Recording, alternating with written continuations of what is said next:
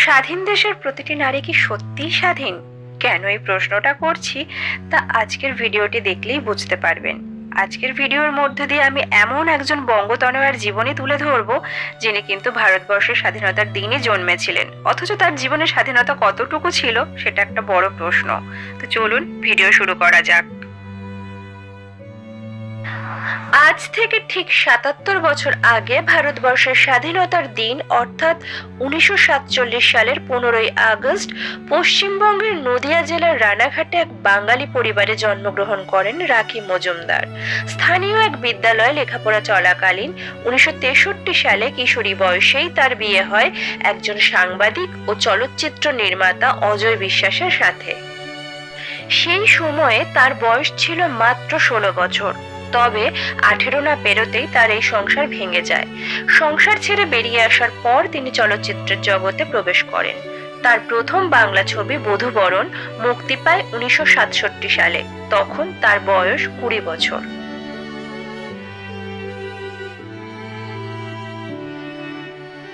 এরপর ১৯৭০ সালে তিনি হিন্দি ছবির জগতে প্রবেশ করেন জীবন মৃত্যু ছায়াছবির মধ্য দিয়ে। এই ছায়াছবিতে তার বিপরীতে নায়কের ভূমিকায় অভিনয় করেছিলেন ধর্মেন্দ্র। এরপর তিনি শর্মিলি, লাল পাথর, পারস, হীরা পান্না, দাগ, আঁচল, তপস্যা, ব্ল্যাকমেইল, बनारसी बाबू, जोशीला, लूटमार, तृष्णा, दूसरा आदमी, जमीन आसमान, कभी कभी, कस्मे वादे, मुकद्दर का सिकंदर, ত্রিশূল, বেমিসাল প্রভৃতি ছায়াছবিতে কাজ করেন। প্রথম সংসার ভেঙে যাওয়ার ৮ বছর পর রাখি ভালোবেসে ঘর বাঁধেন তার থেকে ১৩ বছরের বড় চলচ্চিত্র পরিচালক, চিত্রনাট্যকার, কবি এবং গীতিকার শ্যামপুরান সিং কালরার সাথে ১৯৭৩ সালে, যিনি গুলজার নামে প্রখ্যাত। তবে রাখির দ্বিতীয় বৈবাহিক জীবনও সুখের হয়নি। জানা যায় রাখির চলচ্চিত্রে অভিনয় করা গুলজারের পছন্দ ছিল না। গুলজারের ইচ্ছেকে সম্মান জানিয়ে রাখি অভিনয় জগৎ থেকে সরে আসেন। স্বামীর তৈরি করা ছবিতে কাজ করার প্রবল ইচ্ছা থাকলেও গুলজার কখনো রাখিকে নিজের কোনো ছবিতে কাস্ট করেননি। এইসব ব্যাপার নিয়ে স্বামী স্ত্রীর মধ্যে কলহ লেগেই থাকতো। কানাঘুষো এমনও শোনা যায় গুলজার তার স্ত্রীর গায়ে নাকি হাতও তুলতেন। বিয়ের কিছুদিন পর রাখি এবং গুলজারের একটি কন্যা সন্তান জন্মায়। তার নাম মেঘনা। মেয়ে মেঘনার বয়স যখন ১ বছর তখন স্বামী স্ত্রীর সম্পর্কের আরো অবনতি হতে থাকে। আধি ছবিটি তৈরির সময় গুলজার স্ত্রী রাখিকে নিয়ে কাশ্মীর যান ছবির লোকেশন দেখতে।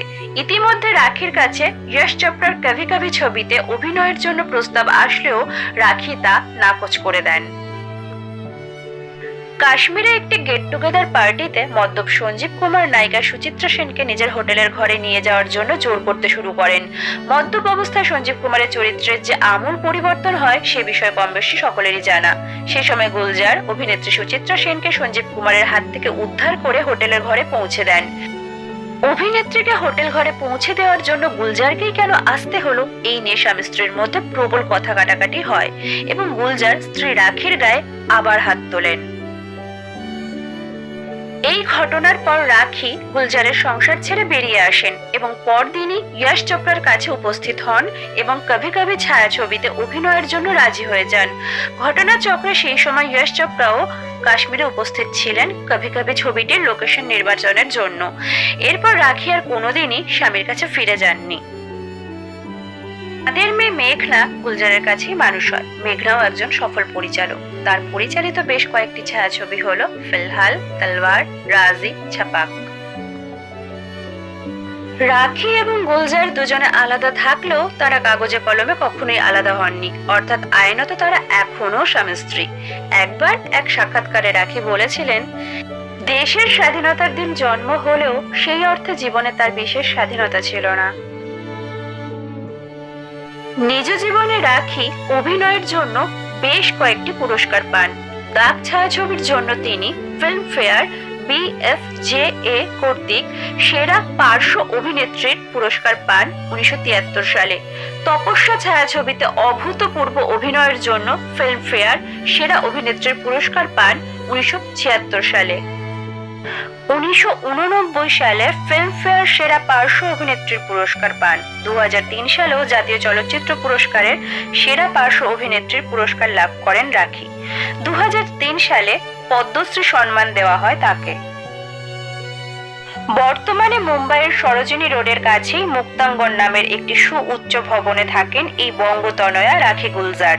এর আগে তিনি মুম্বাইয়ের খড় এলাকার সরোজিনী রোডে একটি বাংলোতে বাস করতেন। এই বাংলোটির নামও ছিল মুক্তাঙ্গন। পরবর্তীকালে বাংলোটি তিনি বিক্রি করে সুউচ্চ ভবনটি কেনেন। বরাবরের মতো আবারও বলছি, ভিডিওটি ভালো লাগলে লাইক, শেয়ার আর চ্যানেলটিকে সাবস্ক্রাইব করে আমার পাশে থাকবেন। আর ভিডিওটি শেষ পর্যন্ত দেখার জন্য অসংখ্য ধন্যবাদ।